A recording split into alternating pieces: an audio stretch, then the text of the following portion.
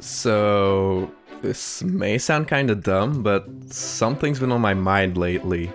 A question, if you will. Something I've been pondering about.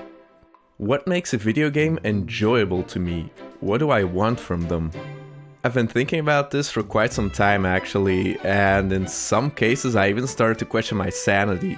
Why is it so hard for me to enjoy certain games? And I may have found the answer, but let's start with a little background first.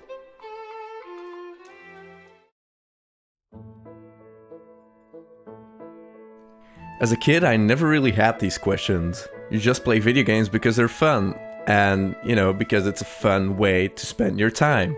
When I was around 16, I sort of had a falling out with video games. It became very hard for me to enjoy them, like no game was actually worth my time. But then a certain individual kinda saved me from giving up on video games. He told me to play Ghost Trick, a visual novel for a Nintendo DS with puzzle elements. Long story short, it was absolutely amazing. And it may have even shaped me in the kind of gamer I am now. The feeling I got after playing Ghost Trick is very hard to match. The feeling of experiencing a story and characters so great, it leaves you in awe. I knew few games would be able to match this. And just as a quick side note, I feel like I have to mention another video game series because it's sort of in the same vein as Ghost Trick, and that would be the Phoenix Wright series. Without going too much into it, they know exactly how to play with your emotions and then go right for the freaking gut punch. Oh, it's so good. Well anyway, time went by and as I expected, no game was able to bring up the same feelings as Ghost Trick. But then, in 2015, a little guy named Toby Fox released a game called Undertale. Playing this game was a freaking fantastic experience. I don't care what anybody says. I was so blown away by the story and its characters, I just had to share it with as many people as fast as I could. After completing the game, in one sitting I might add, I immediately gifted it to a bunch of friends, including Lenny. After all this time, I finally had that feeling again. The feeling of having played a game so good, it just keeps you awake at night thinking about it. I don't think any game ever matched the way I felt after playing Undertale. Though some definitely came close.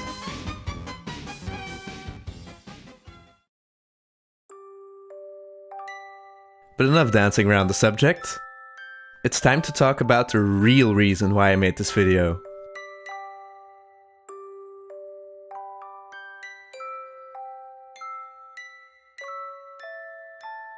About 2 weeks ago, I picked up a game that I've been meaning to play forever. The game that made my gears turn and brought up these questions all over again. Fire Emblem Echoes: Shadows of Valentia. By no means a perfect game, but I definitely enjoyed it a lot more than other recent releases and even games from the same franchise. So I started thinking, what makes this game so enjoyable to me? After gathering my thoughts, I finally came to a realization I should have had like ages ago. The one thing that can carry a game for me are my own emotions. A connection to the characters, a connection to the story. I have to feel something. I mean, I'm a bit of an emotional guy. Just ask anybody. I'm a bit of a crybaby. So there's basically two main things that can get me emotionally invested into a video game. And Fire Emblem Echoes combines them wonderfully. Characters and music. Without too many spoilers or going to full review mode, Echoes is really good at making you feel for the characters. Almost the entire cast is unique and has a fleshed out personality and backstory. I mean, characters actually get to grow as people in this game. It's not anything like the static tropes we're so used to from the recent Fire Emblems. Although some do get a bit more time to shine than others. My job isn't to be better than you. It's to be part of your strength. I'm not gonna say I like it, but I can definitely accept it. So I just want you to know that I'll always be there for you.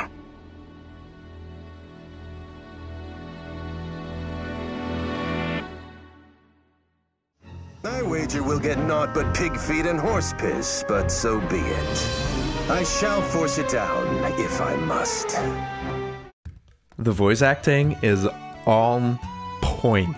It really might be the best voice acting I've heard in a Nintendo game to date. And does the budding gardener think cajolery makes the flowers grow? Cajo? I don't know that word. It only adds to the characters and makes them even more relatable and lifelike. You really do believe some of these people have been friends for years. You? Scared? Well, slap my butt and call me a rented mule. I try to keep it to a minimum. Now walk, mule! Walk! The more you get to know him, the more you're gonna start to like him. There's no way around it. Oh my gods, it's after me again! Won't someone say poor Python? You want him to succeed. You want him to live. You just have to reunite Alma and Celica. And even though the game provides like plenty of ways around it, you really don't want anybody to die. Some of the lines are just... Celica,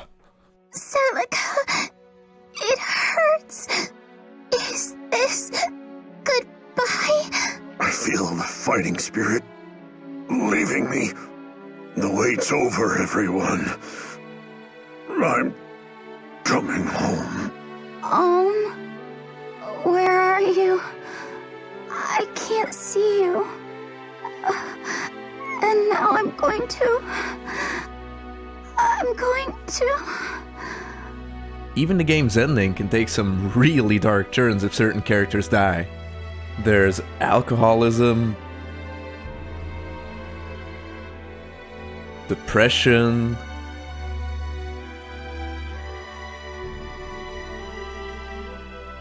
or just people plain giving up on life. Some of this stuff really hits home, you know? So yeah, you've got a compelling story with surprising and even shocking twists. And in my opinion, you've got one of the most tragic villains in the entirety of Fire Emblem. You feel for him, and you see where he's coming from, even when he has to resort to some drastic measures. Seriously, things get really uncomfortable near the end. All these moments are accompanied by some incredible music tracks, and makes for quite the gaming experience. They know exactly how to get you. I mean, during the final battle, I actually got teary-eyed, just because of the sheer awesomeness and how emotionally epic it is. Well, hell. I've come this far. Might as well see the damn thing through to the end, lass. It's a battle to save mankind. All we're asking is the ability to live as we think best. Is that really so bad? All your friends are there for you. You're gonna pay for what you did to Celica, buddy. You're gonna pay hard. They're ready. I alone will decide who I choose to worship.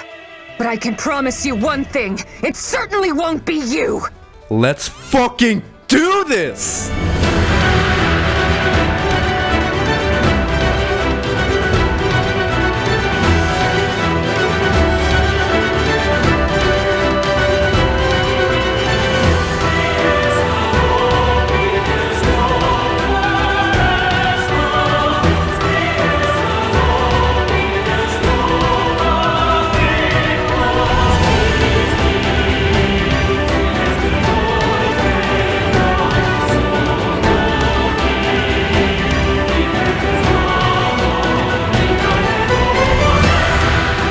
If you didn't enjoy the more recent Fire Emblems, or you're just looking for a video game to play, I would highly recommend picking this one up.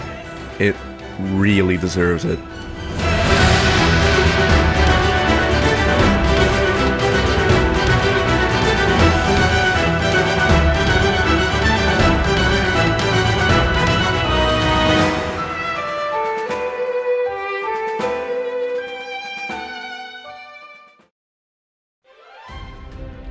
And there you have it. The one thing I need to enjoy my video games: emotional engagement. Now it makes perfect sense to me why I didn't enjoy Mario Odyssey that much. I mean, it's just what it is, a Mario game. It can't do much for me, there's no real engagement. All that's left is just mindless Mario fun, and that's fine. That's what Mario should be. I don't hate Odyssey, it just didn't do much for me personally. But something still seems off. If this is the reason why I didn't enjoy Odyssey, then why do I value other Mario games as classics? The answer lies in another powerful feeling. One that often clouds people's vision and opinion over any form of media. Nostalgia. Nostalgia is very powerful indeed. I mean, it's powerful enough for me to defend a clunky and pretty unpolished Mario game over Odyssey. Or, you know, even powerful enough for me to defend Double Dash as the best Mario Kart. Even though a recent playthrough kinda proved me horribly wrong by showing me how slippery and weird the controls actually are. Now, there's one thing I have left to get off my chest. Sadly, this is also why I've been finding myself enjoying Paper Mario a lot less than I used to. Or just not in the same way. After playing it so much, you sort of get desensitized to it. The feeling of nostalgia starts to fade and just leaves little for me to enjoy. The music used to get me really hyped, but now it just doesn't anymore. Don't worry, I won't end this video on a sour note. I really do still enjoy playing Paper Mario.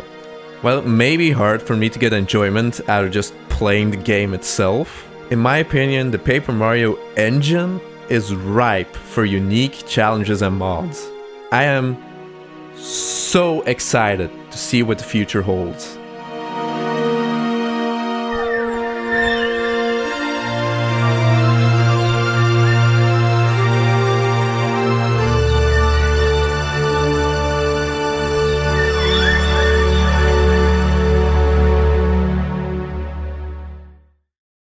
And there we go. This was my first sort of more analytical type of video, and I have to say this was pretty fun to make. I kind of wanted to like deviate a bit more from the usual Let's Play videos, so if you enjoyed this, then I really recommend leaving a comment and a like. It's probably the best way to show me the support. Yes, the support. Like, let me know if you actually like videos like these, and if you don't, then, well, I tried, you know, God damn it.